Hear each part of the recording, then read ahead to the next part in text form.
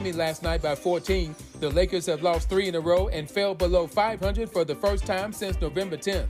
A rough night for LeBron. He was 6 of 18 from the floor and finished with 12 points. LeBron's son Bronny had a much better night. The USC freshman had 10 points and 3 assists to help the Trojans beat California. Bronny played 18 minutes off the bench. He remains on a minutes restriction until his medical staff gives him the okay to play longer. No debates, no speculation, just the info you need. That's your KBLA Sports Minute. I'm Ray Richardson on KBLA Talk 1580. I have a dream. On Friday, January 12th, as we head into Dr. Martin Luther King Jr. annual holiday weekend, KBLA Talk 1580 will announce a historic climate justice campaign aimed at California communities of color. KBLA Talk 1580 is joined in this historic effort by both public and private partners including LADWP, Metro, Caltrans, Cal and Dow, the Sierra Club, and many other partners. There's a clear connection between Dr. King's moral conscience on the notion of reverence for all human life and the future of our world house. This year, on the MLK holiday weekend, KBLA assigns itself the task of elevating the climate conversation by amplifying the voices of those who are most impacted by the climate catastrophes we are witnessing in real time. Stay tuned for more details. At KBLA Talk 1580, Climate is King. With this faith, we will be able to transform the jangling discords of our nation into a beautiful symphony of brotherhood.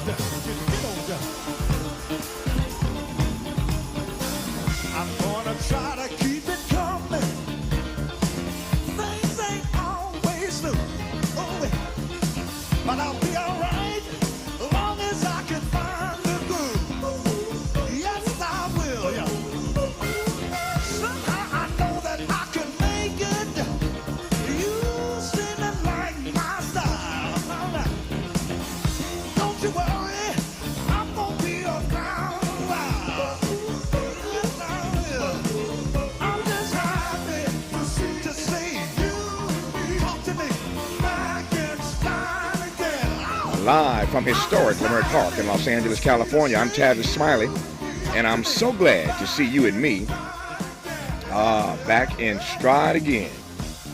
Before we get started with today's show, let me invite you to follow me on Facebook and Instagram at The Real Tavis Smiley and get updates on X, that's formerly Twitter, at Tavis Smiley. By the way, should you miss any part of today's program or want to catch up on previous shows, you can always visit thetavisSmileyShow.com or wherever you get your podcast and listen to the Tavis Smiley podcast version of this program at your leisure. A great show on tap for you today. In our second hour, it's the 30th anniversary of NAFTA. You remember NAFTA? The North American Free Trade Agreement. It was supposed to dramatically increase trade in the hemisphere and open up a financial flow never seen before. What happened instead? Well, massive job losses for everyday people. As Sly Stone might say, the middle class became the working class, and the working class became the working poor. I think it's fair to say, 30 years later, that NAFTA displaced and plunged a whole lot of folk into poverty. But that's just me, and I ain't no expert.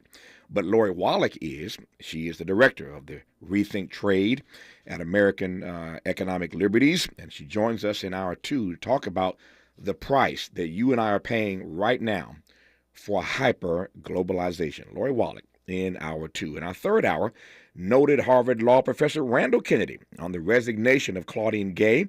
Professor Gay has written a powerful op-ed. Don't know if you saw it last night, but a powerful op-ed has she written for the New York Times entitled, "What Just Happened at Harvard is Bigger Than Me." What just happened at Harvard is bigger than me. It's a provocative piece.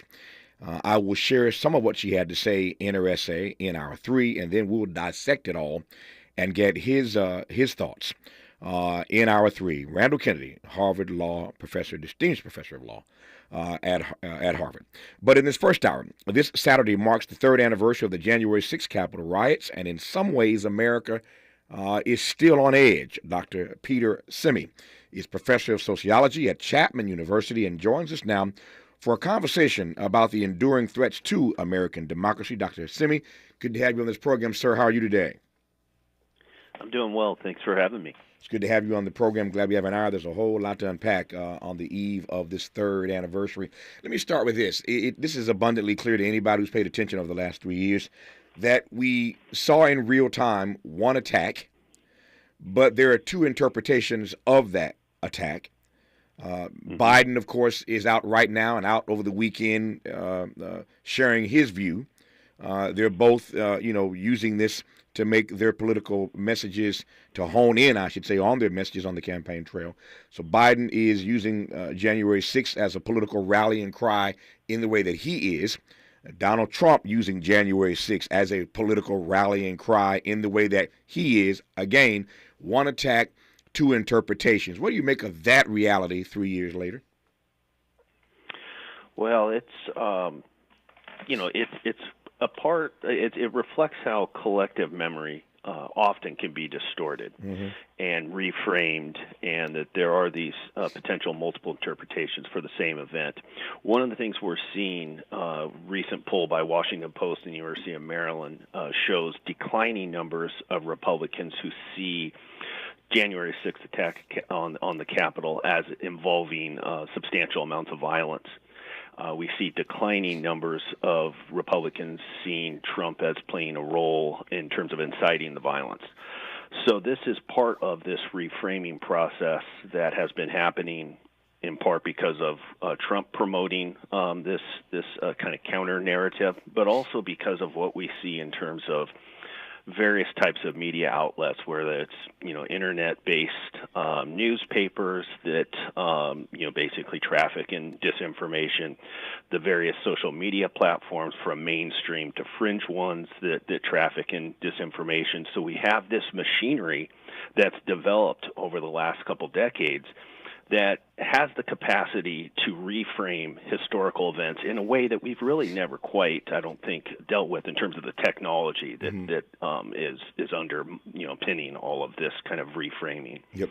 I want to talk in a moment here about that machinery that you referenced now that is responsible at the epicenter of all of this reframing. As you were talking, though, I think we can connect these two things when we come forward here. But as you were talking, I was thinking about George W. Bush. I was just reading a poll not long ago about George W. Bush, and this is real. This is real, folks. His approval ratings, his popularity ratings are now in the 60s. I mean, inching toward the high 60s, closer to 70. George W. Bush. Now, if you recall George W. Bush's numbers when he left the White House, after that whole debacle, we went into Iraq looking for those weapons of mass destruction. That ended up being, as you all recall, a weapon of mass distraction. We never found what they said we were going to find. They said we'd be greeted and cheered when we arrived in the streets. That didn't happen. It became an occupation. We all remember how George W. Bush left black people to die on rooftops in Hurricane Katrina in New Orleans. You recall that? Left black folk to die. He did a quick flyover. Condi Rice at the time was at Saks Fifth Avenue shopping for shoes. In New York City, the highest-ranking black in his administration going to a Broadway play that night. This is George W. Bush. Y'all recall this. He leaves the White House with the lowest poll numbers of any president in modern history. His poll numbers are now in the 60s. And some believe he still hasn't been called to account for being a war criminal. My point is the point Dr. Smiley just made about collective memory. How is it that a few years pass by and we rethink everything? We rethink everything. A lot to talk about. Dr. Peter Smiley is our guest. You're listening to Tavis Smiley. Hope, agency, dignity. This is Tavis Smiley. Can you dig it? Come on! What is dedication? My biggest fear in the middle of my addiction was that my kids wouldn't have a father. And I started thinking, you know what? This isn't my story. I definitely had to become a better man to be a better father. It's important to me that my kids are empowered and truly believe that if they can think it, they can do it. That's dedication. Visit fatherhood.gov to hear more. Brought to you by the U.S. Department of Health and Human Services and the Ad Council. Joey from Vermont, a farmer trying to get through the winter. Adriana from South Carolina, a single mother living paycheck to paycheck. Liam from Ohio, an injured father struggling to provide for his family. Hi, I'm Shanola Hampton, and I support the Feeding America network of food banks because they help provide over 6 billion meals to people in need each year. Learn more at feedingamerica.org. There are many things to love about winter. Cozy sweaters, celebrations, and family time. But winter can also bring many stressors, extra expenses, seasonal bugs, and so much family time. If you and your loved ones are feeling stressed or anxious this winter, CalHope can help. Check out our free mental health resource at calhope.org today. Some people won't give you the real talk on drugs, but it's time we know the facts. Fentanyl is killing people. It's a powerful opioid, often made illegally and commonly mixed with illicit drugs. It can even be pressed into counterfeit pills that resemble prescription medications. Just 2 milligrams, about the size of a few grains of sand, can potentially be lethal. This isn't an ad to scare you, but it is an ad to make you think twice. Get the facts. Go to realdealonfentanyl.com. This message is brought to you by the Ad Council. Hey there, Los Angeles. This is James Lucky Jr., publisher and editor of Los Angeles News Observer. Are you hungry for news that matters to you in the African-American communities of Los Angeles? Well, buckle up, because we got the scoop you've been craving. Stay in the know and never miss a beat with our free weekly publications conveniently available near you. Or hop on the digital wave and become an exclusive subscriber at OGNSC.com. Don't forget to join the party on Instagram and Twitter at OGNSCINC for behind-the-scenes access and sizzling updates. No more FOMO. Let's stay informed, connected, and empowered together. Mom's early Alzheimer's diagnosis was hard to take. And when I left the oven on, we decided together that it was time to see a doctor and make a plan. Early detection gave us more time to seek out information and support as a family. If you or your family are noticing changes, it could be Alzheimer's. Talk about seeing a doctor together. For more information, visit alz.org/time-to-talk. A message from the Alzheimer's Association and the Ad Council. More honesty than you can handle. More empowerment than you can imagine. You're tuned in to Tavis Smiley.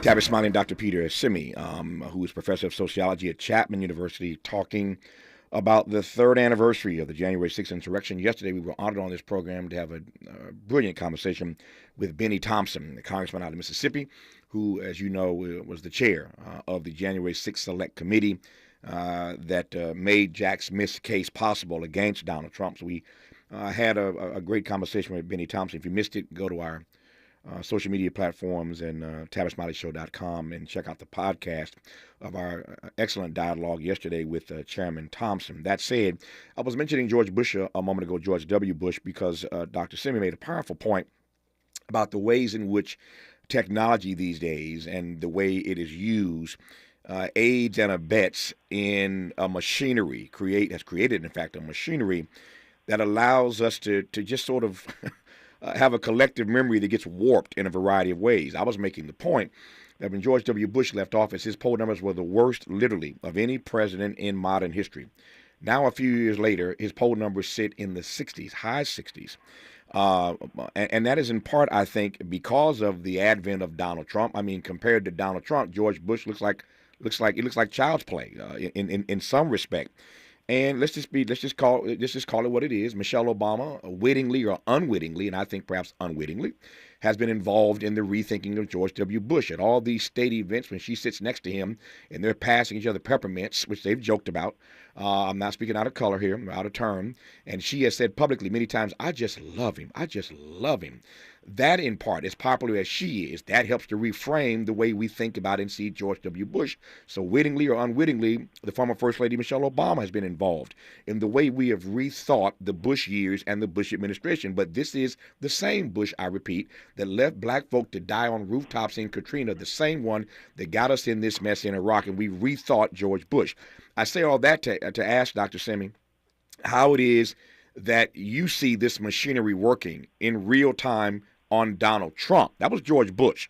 Now we're in real time talking about Donald Trump, and you're making the same point, that this machinery is allowing a reframing of what January 6th was and what it wasn't. The poll numbers you referenced earlier, the declining numbers of people who remember or recall that violence was used, poll numbers indicating that Trump wasn't really involved in making this happen. So this stuff is really scary, but to your point, it's leading to a reframing of what literally and actually happened 3 years ago. Why is that important? Because we don't want history 25 years from now to act like this is the Boston Tea Party. That's not what this was, right? So tell me how you see this machine working in these interesting and unique ways.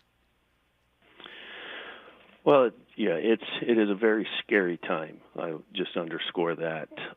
We're teetering, quite frankly, and one of the things that worries me most are the ways in which there's a segment of the population that is tuned in and understands Trump for what he is, which is basically someone who wants to become the next global authoritarian dictator. He's made that very clear himself, and who frankly has just recently been tripling down on calling for race war with the comments about poisoning the blood of the country in terms of immigrants from, very specifically he outlines so-called non-white continents, Asia, Africa, and Central and South America. So look, this is who he is, and there is a segment of the population that understand that, but there's also a large segment who either really just endorses that, which is scary enough, or just isn't fully attuned and isn't really paying attention. And these are folks who can be, influenced by the ways in which the machinery can reframe things. And one of the aspects of the reframing that I think is most troubling is the way in which mainstream media will treat Donald Trump like a conventional politician, no matter what he says, no matter how clear he makes it that he is an authoritarian and wannabe dictator, no matter how much he says the Constitution doesn't apply to him, the rules in general, the law doesn't apply to him. There's still a tendency among some segments of the mainstream media to treat him like a conventional politician, and that really helps aid and abet this kind of reframing and give kind of a permissibility to what he's doing. What are, to your mind, and I'm not naive in asking this question, and it might sound simplistic on its surface, but I think there's something there to interrogate, so let's go here. What, to your mind, are the dangers of this reframing about January 6th that we are literally witnessing and watching in real time? We lose our democracy. Quite simply. If Trump were to be elected in 2024, I do firmly believe that would be that we would lose our democracy. I think he's, again, made it abundantly clear what he intends to do, what his surrogates intend to do, the game plan, the learning curve that took place from 2016 to another administration. So I think that at the end of the day, that is the gravest danger, is that we completely lose our democracy. But there's also more immediate threats that are represented by what he's doing, which is the way in which this is essentially promoting additional political violence, whether it's single actors who act on behalf of this larger cause in terms of this ideology of white supremacy that he's promoting, or it's small cells, small groups that act in this manner, or a large mass mobilization, whether it's at the nation's capital or at state capitals. I mean, these are all on the table for threats that we've experienced in the past and will likely continue to face heightened threats in this respect, especially as we get closer to 2024 in terms of the election. I want to ask one more question, at least one more. There may be others about this collective memory, because I'm still wrestling with this notion of how we sort of get sucked in, or to quote Spike Lee, hoodwinked, bamboozled, run amok, led astray. That's really Malcolm X, of course. But we get sucked in, we get bamboozled, again, hoodwinked, run amok, and led astray when it comes to our collective memory about what really happened. Benny Thompson, the chairman, made the point yesterday. We're at a point now where people are basically saying to you, are you going to believe what you saw, or you're going to believe your lying eyes. I mean, did you really see this, or your eyes just lying to you? Were you deceived? And we know what we saw that day. And yet, again, as time goes on, the polls indicate that that our memories are slipping, as it were, with regard to the truth of what happened on that particular day. And we're just 3 years out. I raised the point earlier. When you get, not 3 years out, but 6 years out, 9 years out, 25, 30 years out, there may be a whole different story. And we know, because we in real time, we see all the ways in which we need to be diligent about correcting history. As time goes on, we learn that things we were taught and told just weren't true. Columbus did not discover America. He bumped into some Native Americans once he got here. He bumped into some folk who were already here. But how many years were we taught that particular story? My point is that when this stuff goes on unabated year after year after year, it just sinks into the collective conscience of the country, and we end up believing a narrative that just isn't true. My question is, how does this machinery suck us all in? Well, there's lots of different ways. I mean, one, there's some inclination, when it comes to January 6th, given that this is an attack on the Capitol committed by a large number of people who don't represent, the typical kind of outsider threat that's easier to identify. So it's an insider threat, and people, generally have a harder time identifying their next door neighbor, even a potential family member, as someone who is engaging in extremist action, who's involved in an attack on the nation's capital. That's hard to reconcile just to begin with, and then you take that difficulty really coming to terms with that in the best of circumstances, but you take that and then put it within a context where there is all of this disinformation that's flowing freely, selective use of video footage, for instance, to try and represent what happened on January 6th as largely nonviolent. And that's certainly, you can take actual footage and show people just standing around and talking to some of the Capitol Police officers in a non-confrontational way. You can take those clips and you can splice it and emphasize those. And of course, obviously, there's plenty of clips that show the actual violence that took place. But there's ways to kind of emphasize certain aspects and try and overwhelm people with this kind of disinformation, which is, I think, what's happening to a large extent in a lot of different arenas in our lives with social media. The amount of time people are spending on these platforms, they're consumed in many respects by the platforms. And the platforms churn out this kind of information that can kind of overwhelm people's senses in many respects. Mm-hmm. I thought to ask you about the role that civility, or put another way, incivility, plays in this process. But it occurs to me as I'm prepping to ask you that question, that we're beyond a conversation about civility. I mean, years ago we have this conversation about how uncivil our politics have become. And if ever there were a conversation to be had about incivility, it would be on the occasion of January 6th, 3 years ago. And yet, to my point, it seems we're not even in that frame. The frame is no longer a conversation about civility. To your point about what Donald Trump has been saying of late, we're talking about calling for anarchy. That's not just uncivil. That's anarchy is something totally different. So I guess I'm not even sure what my question is. I guess the question is, how do you see the rhetoric around January 6th changing the way we will recall what happened on January 6th? Well, the rhetoric's always important in terms of how history is understood and framed or reframed, and certainly. Lots of efforts to use certain kinds of language. For instance, referring to the insurrectionists rather than as insurrectionists as patriots. Mm-hmm. So and some of that's just kind of the basic way in which using positive terms to try and spin things in a certain way. Certainly, we see that with a lot of Trump's narrative. approach to understanding what happened in January 6th from his perspective, and he did that right away. Right, he did that literally on January 6th when he spoke about what was happening that day, and soon thereafter, really celebrating what was done, talking about these people essentially as folks to be celebrated, as heroes, as patriots, and so forth. So that really started on January 6th of 2021. I wonder what you make of the timing of this. I mean, obviously the calendar is the calendar. But we're talking to one of our guests yesterday, Jonathan Martin, a senior writer for Politico. And Jonathan just brought home the point that we all know, but we haven't really processed it in this way. But he and I had a deep drill down on the fact that while Donald Trump at the moment is the presumptive Republican nominee, presumptive that is, it is very likely that he will be the actual nominee come later this summer. Or for that matter, once we get through a few primaries, it won't even take the summer to know he's going to be the nominee. We'll know that by March probably, if not before. So in a couple of months, we'll know that Donald Trump is not just the presumptive nominee, but the actual, in fact, nominee of the Republican Party. If that happens, he will have been the nominee for 3 consecutive presidential election cycles.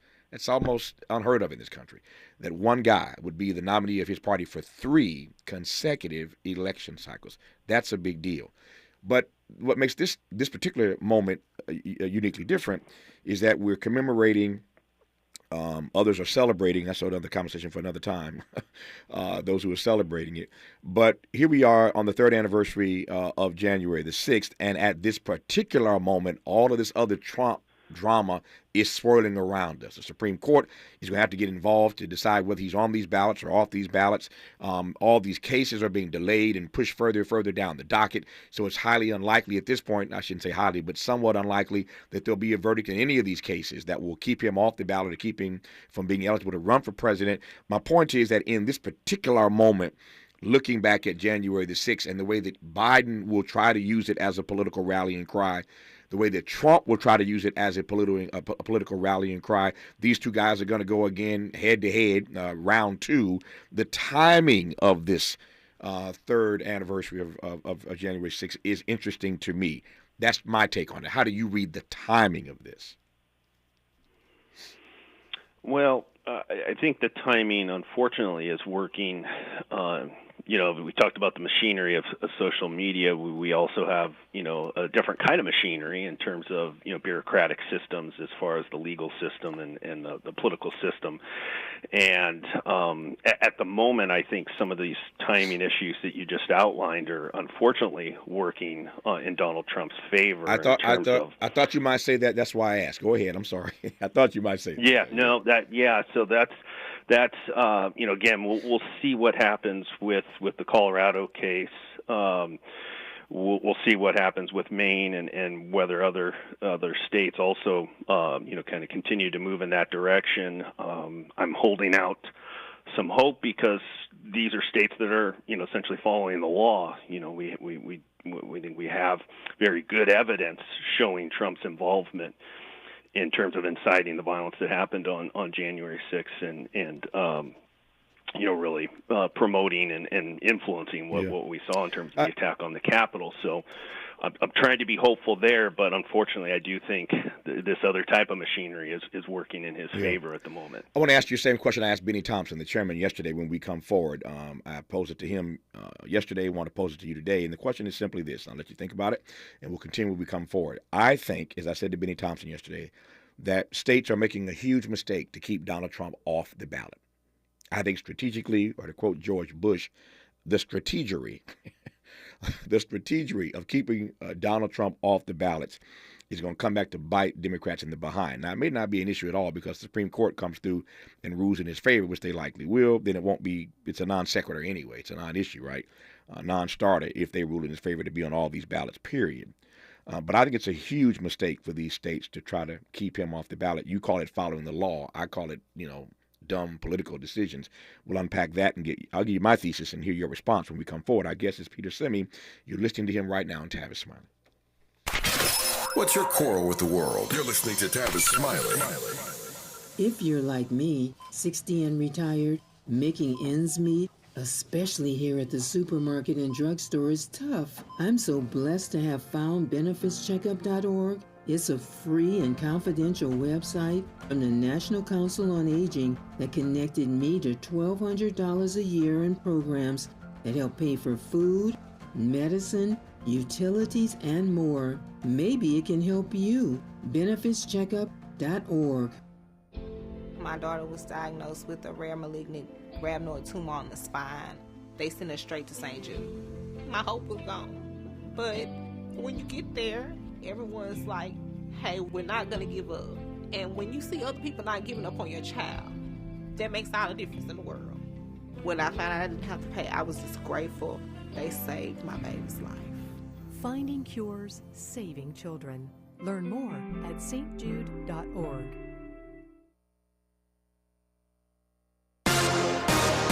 I'm Mike Moore. Now here's the latest from the Black Information Network. Israel says it has destroyed tunnels under Gaza City's sprawling Al-Shifa hospital complex.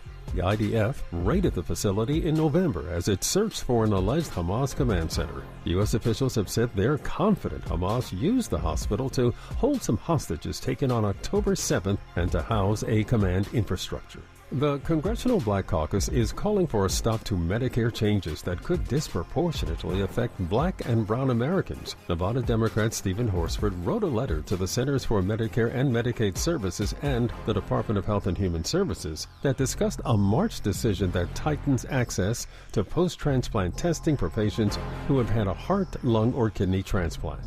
And that's the latest. I'm Mike Moore from your 24/7 news source, the Black Information Network and BINnews.com.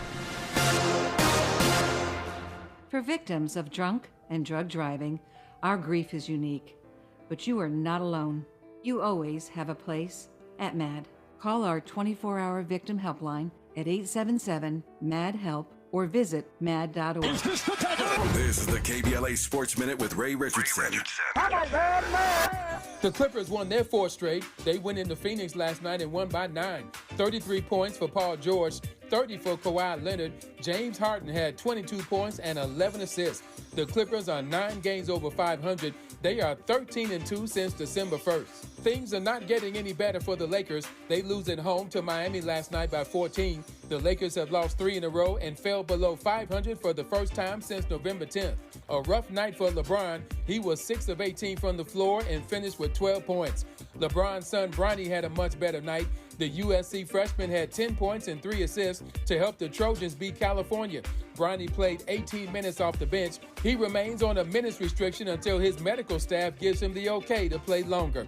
No debates, no speculation, just the info you need. That's your KBLA Sports Minute. I'm Ray Richardson on KBLA Talk 1580. We've got a lot to talk about.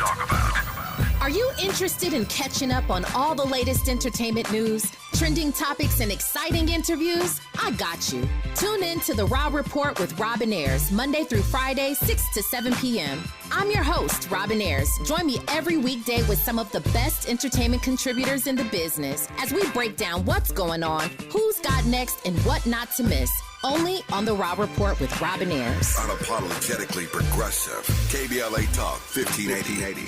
We've got your black.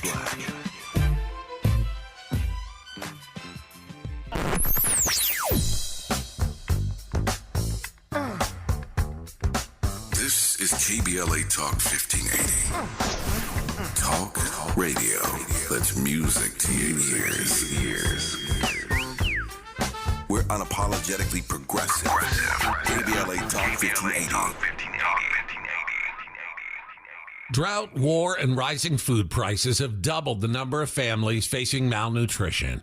You can help. $50 provides a food kit to feed a family for a month.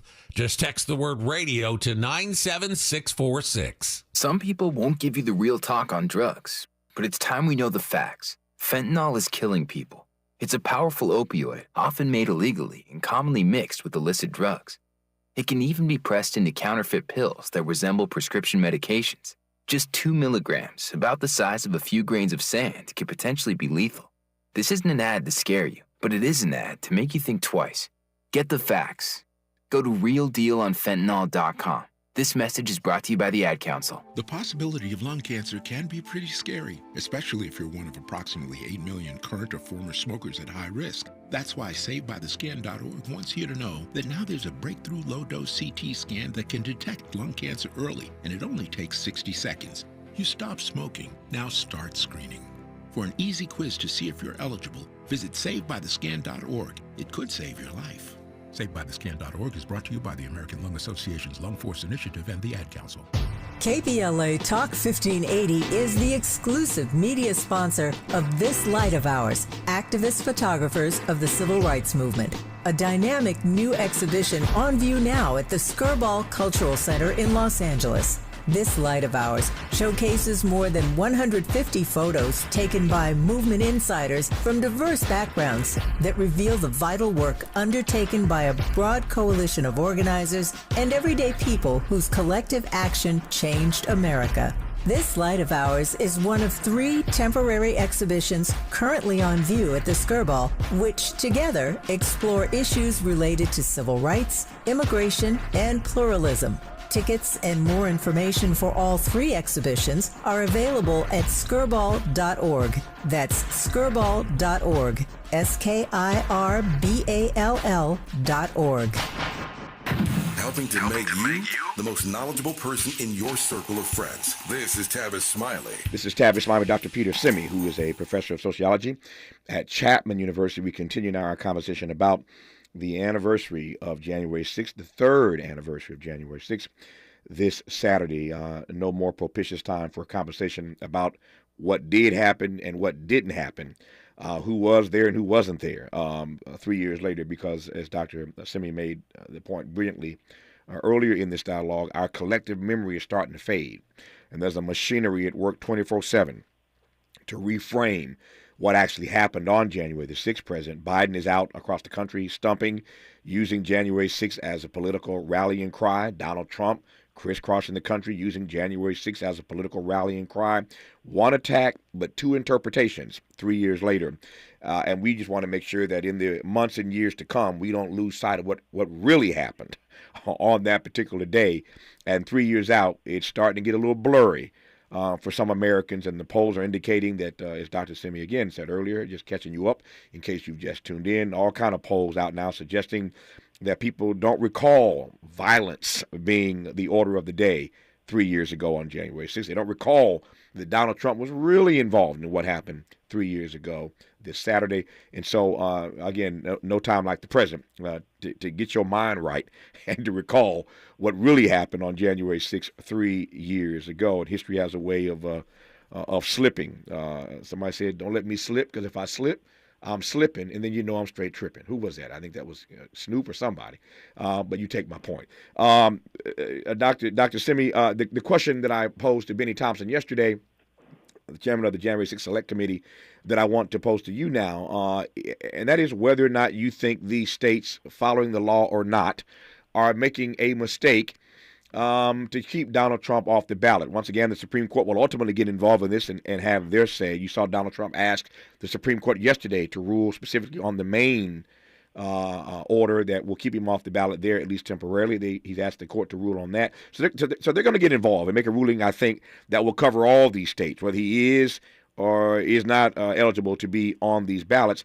But I think it's a mistake in part because the more the folk who follow him, we'll just call them sycophants, the more the folk who follow him believe that the state, that the entire system is out to get him, that, of course, plays into his narrative, which you referenced earlier, and that can't be good for democracy long term. Well, I think this will be one of those, an opportunity for us to practice some of that civility we were discussing earlier and have to agree to disagree. Yep. I was, I testified in the Colorado case on behalf of the plaintiffs as an expert witness about Trump's relationship with far-right extremists and the way for many years he's used various communication strategies to promote and endorse political violence. And then specifically how that came to play on January 6th. Mm-hmm. I think, there's the legal question, there's the political question. Sure. I don't think it's a mistake to follow the law.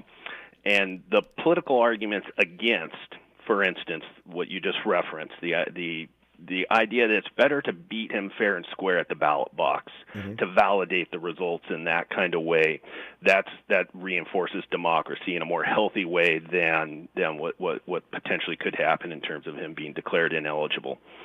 And that will then, among his supporters, just be viewed as another piece of evidence about how rigged the system is.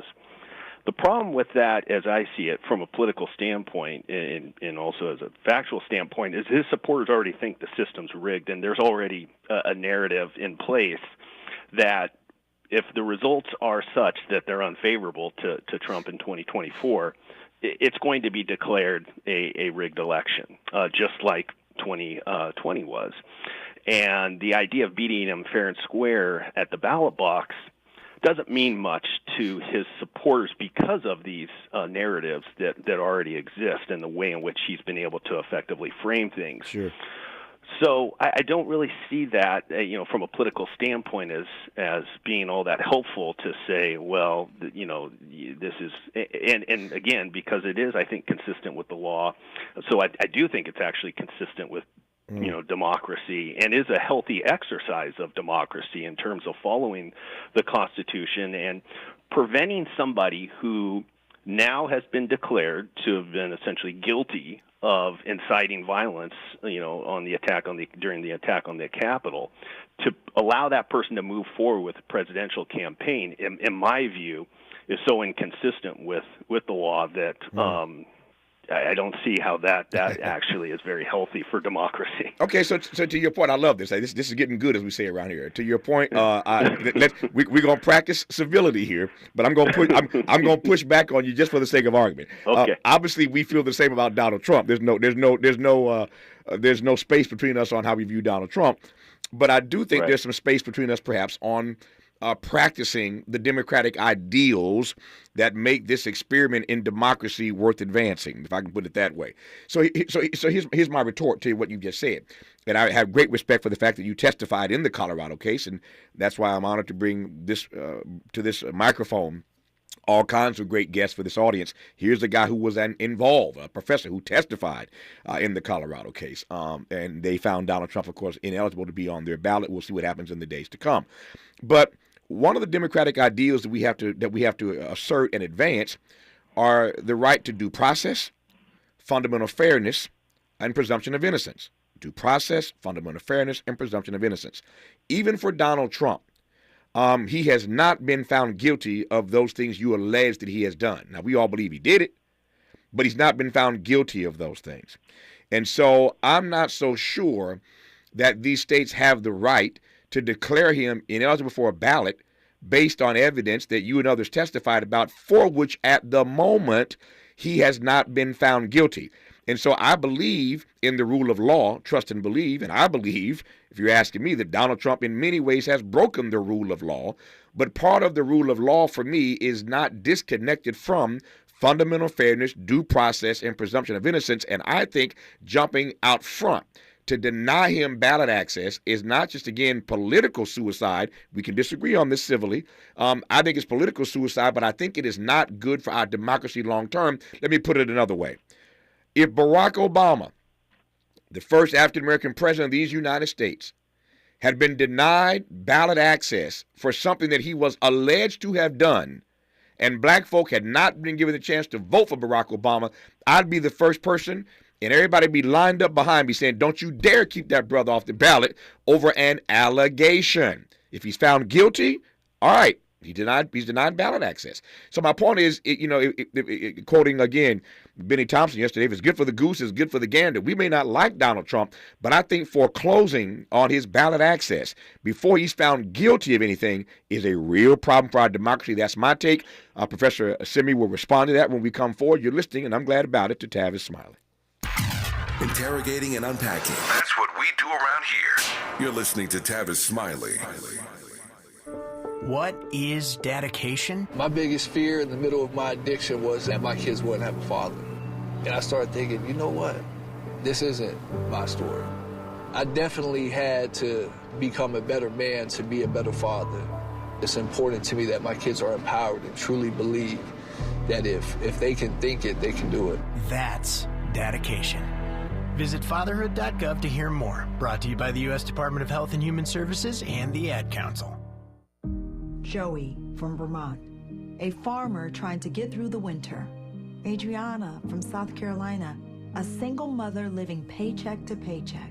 Liam from Ohio, an injured father struggling to provide for his family. Hi, I'm Shanola Hampton, and I support the Feeding America network of food banks because they help provide over 6 billion meals to people in need each year. Learn more at feedingamerica.org. I have a dream. On Friday, January 12th, as we head into Dr. Martin Luther King Jr. annual holiday weekend, KBLA Talk 1580 will announce a historic climate justice campaign aimed at California communities of color. KBLA Talk 1580 is joined in this historic effort by both public and private partners including LADWP, Metro, Caltrans, Cal Endow, the Sierra Club, and many other partners. There's a clear connection between Dr. King's moral conscience on the notion of reverence for all human life and the future of our world house. This year, on the MLK holiday weekend, KBLA assigns itself the task of elevating the climate conversation by amplifying the voices of those who are most impacted by the climate catastrophes we are witnessing in real time. Stay tuned for more details. At KBLA Talk 1580, Climate is King. With this faith, we will be able to transform the jangling discords of our nation into a beautiful symphony of brotherhood. For all of us, this generation and the next, there is simply no place in our lives for litter. And yet, it's everywhere we look. And unfortunately, it does belong to all of us. So, let's come together and create a litter-free, clean California, once and for all. Remember to properly dispose of your trash and recycling. Secure truckloads with tarps to keep debris from flying out. Clean out your car when you're at a gas station. Take pride in your community by organizing a cleanup event. Or join a cleanup event near you. Zero litter is the goal. Join us at cleanca.com. That's cleanca.com. Let's do it together. Brought to you by Caltrans. cleanca.com.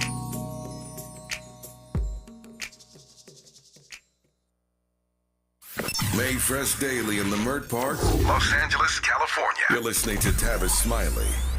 Tavis Smiley and Peter Simi, who now gets to respond to what I had to say moments ago. Dr. Simi, the mic is yours, sir. Okay, thank you, Tavis. Let me just preface my comments by indicating that I am not an attorney and I don't play one on TV. But and neither am I, sir. Neither am I. Yeah. In Colorado, there was a trial, a civil one, not criminal, but civil one, where a judge did determine that there was enough evidence that Donald Trump did incite the violence on January 6th. He did play a role in the attack on the Capitol.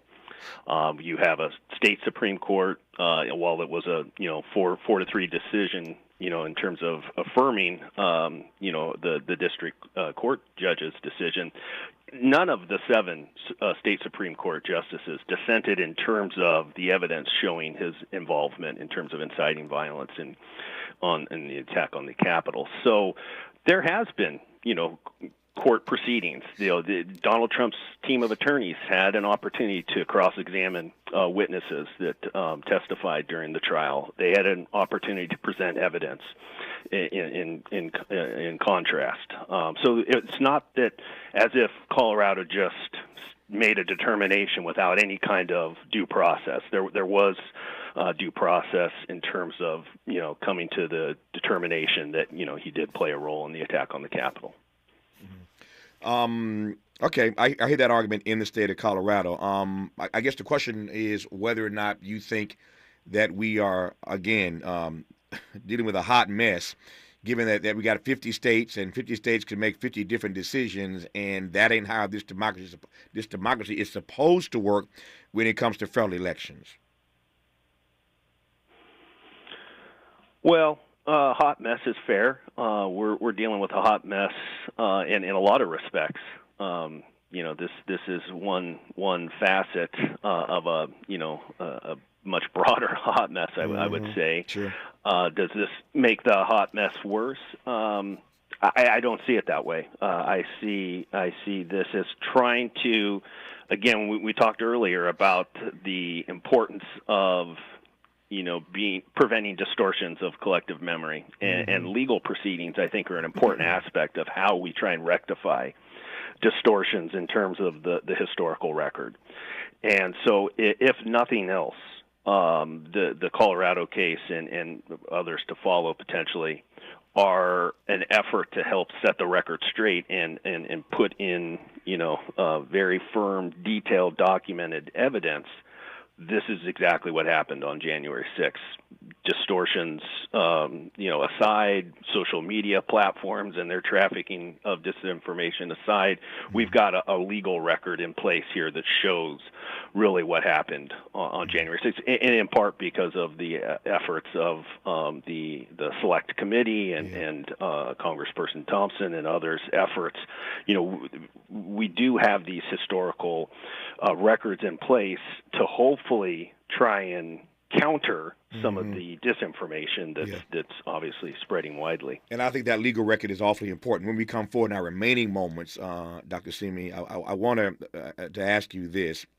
If this machinery continues to do its work, if our collective memory continues to fade, if we continue to see a reframing of what happened, what really happened on January 6th, 3 years ago, how do we stop it from happening again? I mean, if our collective memory is distorted, if there is a rethinking and a rewriting of the historical record, the legal record notwithstanding, how do we ensure that what happened on January 6th doesn't happen again? Or how do we ensure that it's not worse the next time around if we end up believing that what happened was just a little kiddie party, nothing really significant happened that day, January 6th? How do you stop it from happening a second time and being, again, even worse the next time around? That's our exit question for Dr. Peter Simi when we come forward on Tavis Smiley. For all the freedom-loving folk, this is Tavis Smiley. I feel like If you're like me, 60 and retired, making ends meet, especially here at the supermarket and drugstore, is tough. I'm so blessed to have found benefitscheckup.org. It's a free and confidential website from the National Council on Aging that connected me to $1,200 a year in programs that help pay for food, medicine, utilities, and more. Maybe it can help you. benefitscheckup.org. My daughter was diagnosed with a rare malignant rhabdoid tumor on the spine. They sent her straight to St. Jude. My hope was gone. But when you get there, everyone's like, hey, we're not going to give up. And when you see other people not giving up on your child, that makes all the difference in the world. When I found out I didn't have to pay, I was just grateful. They saved my baby's life. Finding cures, saving children. Learn more at stjude.org. KBLA Talk 1580. We've got a lot to talk about. KBLA reminds you that when we fight, we win, and we don't black down. LA Community Action Network, or LA CAN, was formed in 1999 when 25 residents of downtown LA came together and acknowledged the problems that existed in their community and made a commitment to do something about those problems, to stand together, organize, and become a force in the community that demands change. Civil rights and preventing the criminalization of poverty are their core projects. In addition, they take on women's rights, the human right to housing, and healthy food access. LA CAN also has projects focused on economic development, civic participation, voter engagement, and community media. While downtown LA remains their home base, with a particular emphasis on the Skid Row community, in 2007, they expanded their housing and healthy food access work into South Central Los Angeles. LA CAN believes that power for low-income people and people of color is achieved through a large, active, and well-informed member base that utilizes a multitude of methods to advance their messages and goals. If you'd like to join the Los Angeles Community Action Network and organize people to fight back against oppression, please visit cangress.org. That's cangress.org. This is a community call to action from KBLA Talk 1580. Ew, gotta get rid of this old Backstreet Boys t-shirt. Tell me why. Because it stinks, boys. Tell me why. I've washed it so many times, but the odor won't come out. Tell me why. No, you tell me why I can't get rid of this odor. Have you tried Downy Rinse and Refresh? It doesn't just cover up odors, it helps remove them. Wow, it worked, guys. Yeah. Downy Rinse and Refresh removes more odor in one wash than the leading value detergent in 3 washes. Find it wherever you buy laundry products. Let's get back to more of this rich dialogue with Tavis Smiley. Dr. Simi, I posed the extra question already. If nobody remembers what really happened, how do you stop it from happening again? Look, we didn't get to this abyss that we're in overnight. It's been a long time coming. First step, though, we have to recognize that we not fall prey to false optimism. The glass is not anywhere close to being half full right now. Okay, so we have to understand the depth of the problem. 2, we have to recognize that this serious and grave of a problem needs a multifaceted approach. We need some kind of a reimagine a New Deal of sorts to counter the kinds of things that your station, frankly, stands for in terms of progressive action across a broad range of activities, progressive economics, progressive, countering this kind of hyper globalization that results in massive job loss. We have to think very broadly and big in terms of the scope of the problem and what needs to be done to counter it. But the most immediate thing I would say is we have to understand that voting in 2024 is absolutely necessary, and preventing the election of Donald Trump is a absolute must. And an election of Trump puts everything else somewhat makes everything else a moot point in many respects. It is an existential threat that we're facing in terms of his candidacy. I take your point about the existential threat, if I can say it, existential threat that we're facing. I take your point about that. I guess my last question, I lied. That was not my exit question. Here's my exit question. I'm just going to do a gut check because you, again, were at the table. You testified in the Colorado hearing. What's your gut telling you about whether or not democracy can hold? Put another way, whether or not fascism and that existential threat of Donald Trump being elected can be denied. Well, it absolutely can be denied. Again, we have we do have the opportunity to vote in 2024, and we should take advantage of that. And I am very concerned that people are becoming, obviously increasingly disenchanted with the two-party system for good reason. There's lots of other issues globally that have people's attention focused. Very good reason. The bombings in Gaza obviously being at or near the top of the list. Very good reason for that focus on that. Explosion of anti-Semitism, good reason to focus on lots of different issues. But we must come back to, in the United States, this presidential election and recognize the threat that we're up against. Dr. Peter Simi has stated that threat, I think, quite nicely in this conversation. Couldn't do better than our conversation with him on the eve of January 6th this weekend. He is professor of sociology at Chapman University, and I've been honored to have had him on this program. Dr. Simi, thank you for your work and witness, and thank you, sir, for this conversation. All the best to you. Thanks for having me. Good to have you on this program. More of Tavis Smiley when we come forward.